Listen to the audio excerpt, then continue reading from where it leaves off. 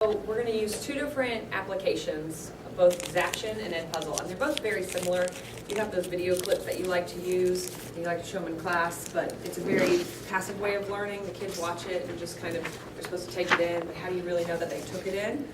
And if you want to assign it as homework, if you want to try flipping your classroom, how do you hold them accountable for watching the video? How do you know that they understood it? So both of these websites will help you take what is a kind of a passive way of learning, watching a video, and turn it into an active lesson by adding in interactive elements.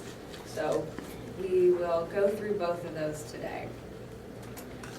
And you do have the handout with all kinds of information, and on the back there are implementation strategies. But I also have a website for you. You see at the bottom, vhslunchandlearn.weebly.com, with all of this information, the presentation, tutorials, the handout. If you forget everything I talked to you about, there's a website, and I can send it out to y'all as well.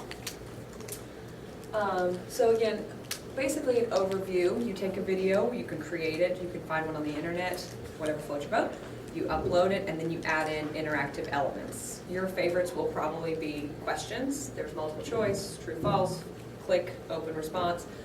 Comments, which is nice because if someone else has created the video and you want to provide some clarification, one of the websites allows you to type in comments. You can also, the other one will allow you to create audio comments.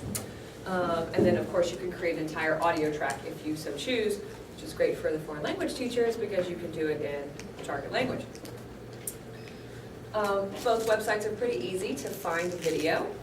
They give you all these databases, and again, you can upload your own, or you can scan their options and look for videos.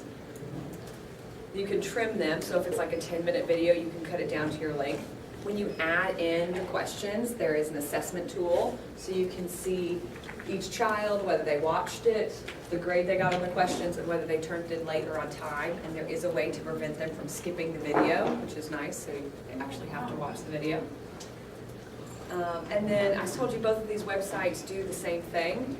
They both make an interactive lesson out of videos, but you see I kind of gave you a quick comparison of how you obtain the video and then these different elements.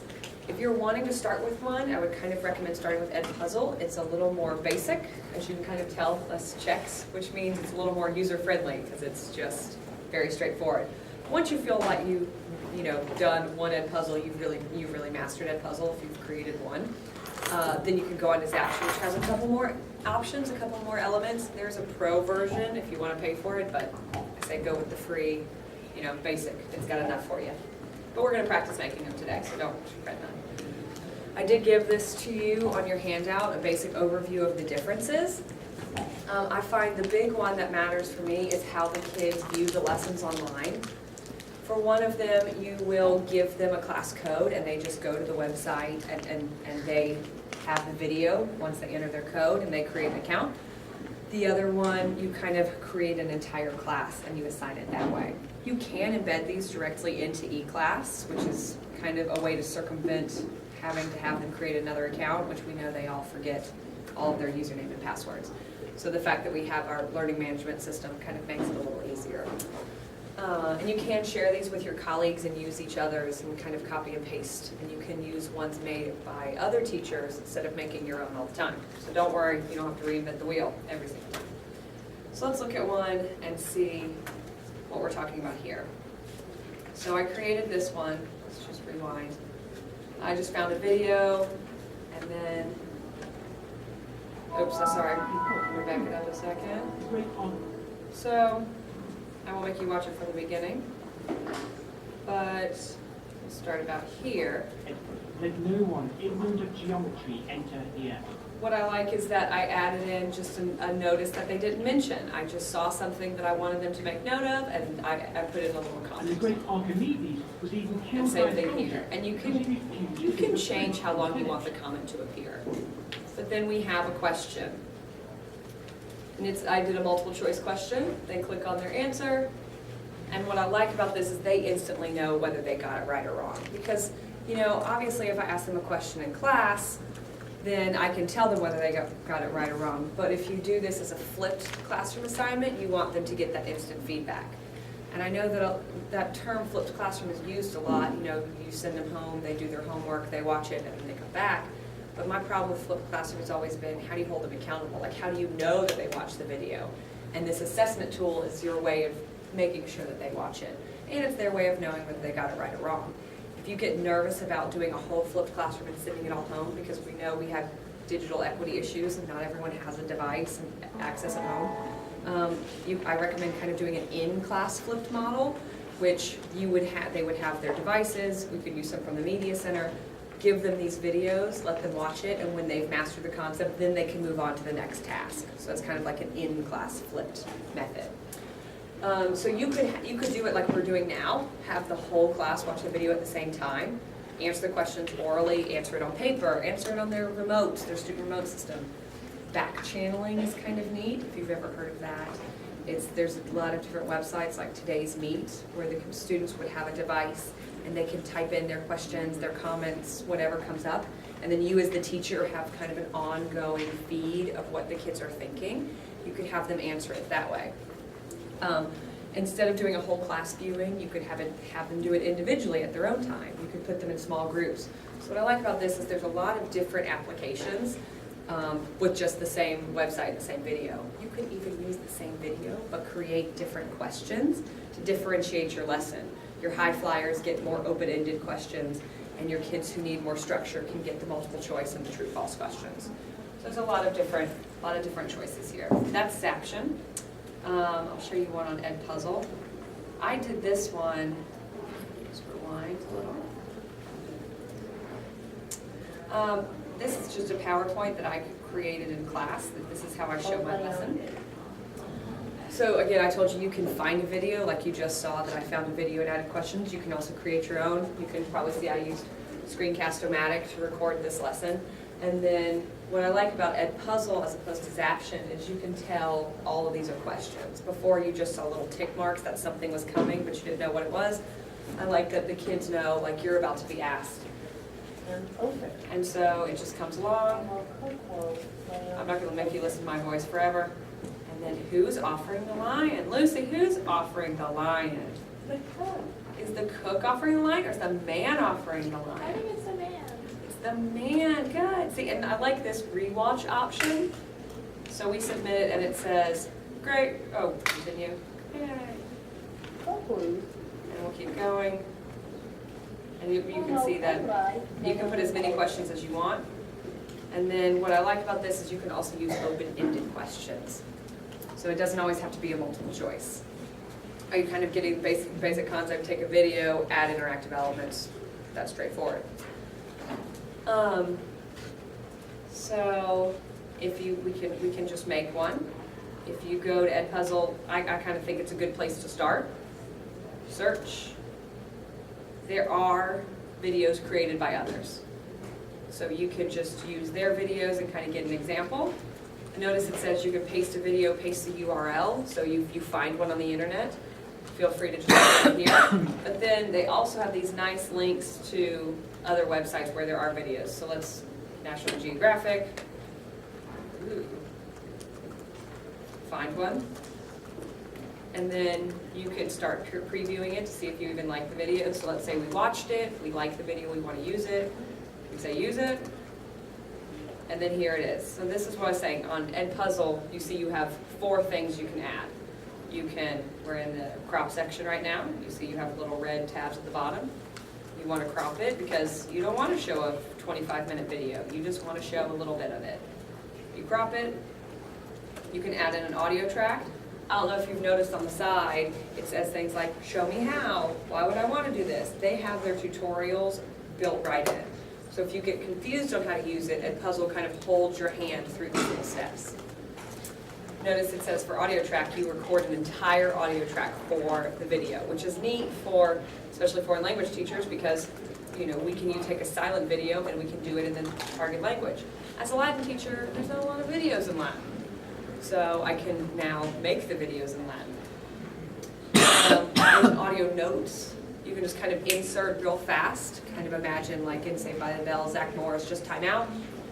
You add in your little note to provide clarification. Because we all know there's great tutorials and great videos out there, but they may not explain things like you want it to be explained, or maybe you want to give another example or clarification. The audio note feature is very, very neat for that. But the one you'll probably use the most is the questions. And you'll notice down at the bottom, when I click on questions, that little green bubble comes up. When I click on audio, the little audio one, that's how you start doing it. So let's say we click on question, click on it, and we have options. It could be open-ended. And this is Edpuzzle. It could be multiple choice. Notice we can insert images and links, all kinds of stuff. I know for the math teachers, you have to definitely have all your options there. And then you can change whether it's right or wrong, the first one, the second one. Notice this feedback button. If it's wrong, you can tell them why it's wrong. And if it's right, you can tell them why it's right. So they have that instant option. And of course, there's the comment section, which again, you kind of saw in that example I gave you, that you can add in your clarification, your notes, in addition to just asking them questions. And you can see you can discard your change your option, things you put in, you can save them. If you want to look at Zaption, again, notice the gallery, that's where you would peruse other people's ideas to kind of take it. It makes it very straightforward. What do you teach? Language, arts, and then they start sending you other people's ideas. So it's pretty fast. But they call them tours. In Edpuzzle, they call them lessons. Doesn't really matter. You want to create a, sorry? So you can actually go on there and just play around with Yes. Can you modify someone else's video? Yes, you can copy it. You copy their lesson and it goes into your account and then you can change it, Oh, wow.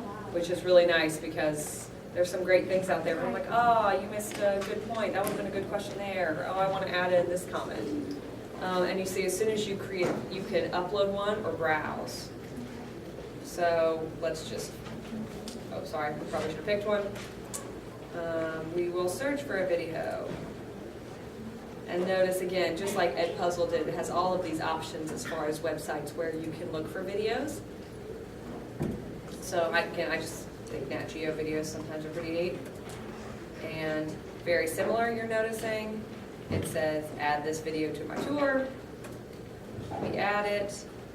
And then across the top, same thing like with Edpuzzle, you see your options. But these have some different ones.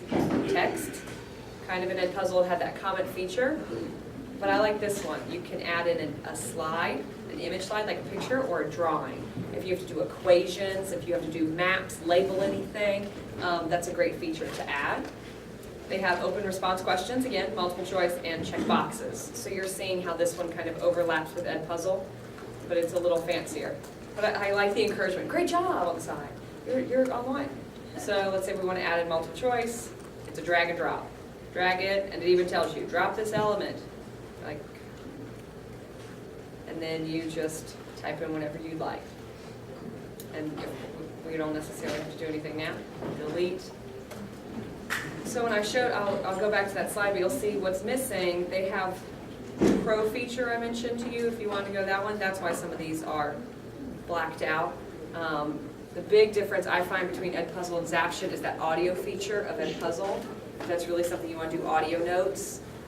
It can be very helpful for the ESOL kids to provide them instead of always having to read. But this one, I like the image and I like the picture. So they kind of have different things to offer.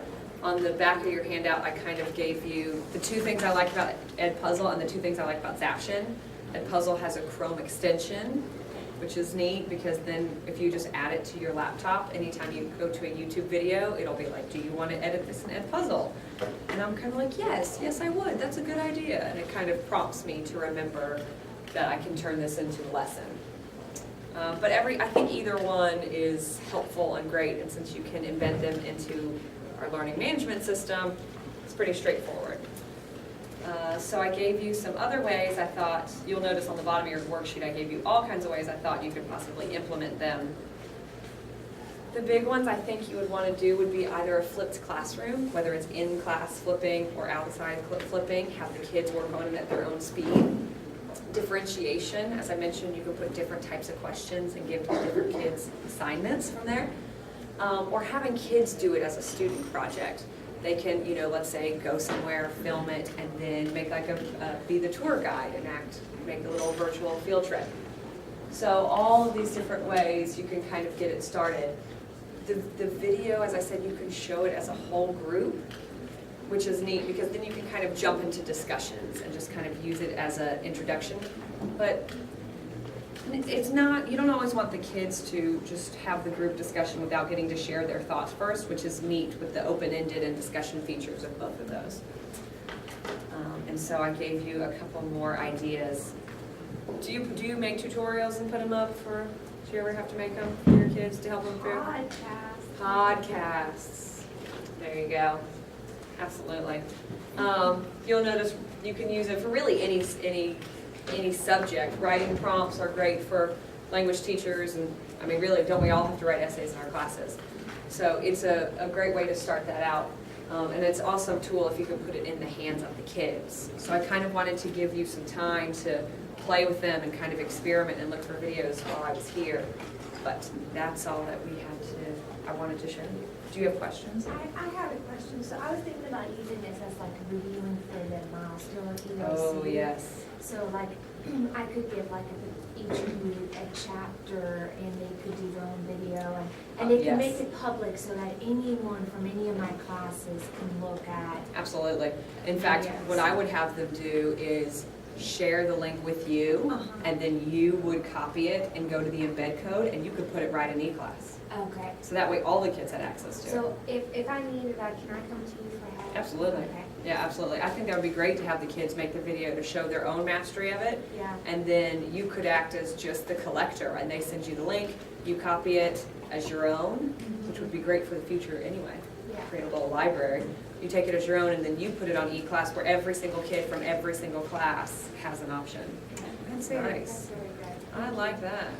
Do we need to sign? Yeah, there's a little sign-in space. Mary, will you hit the power button for us? Yeah, let's just turn that on.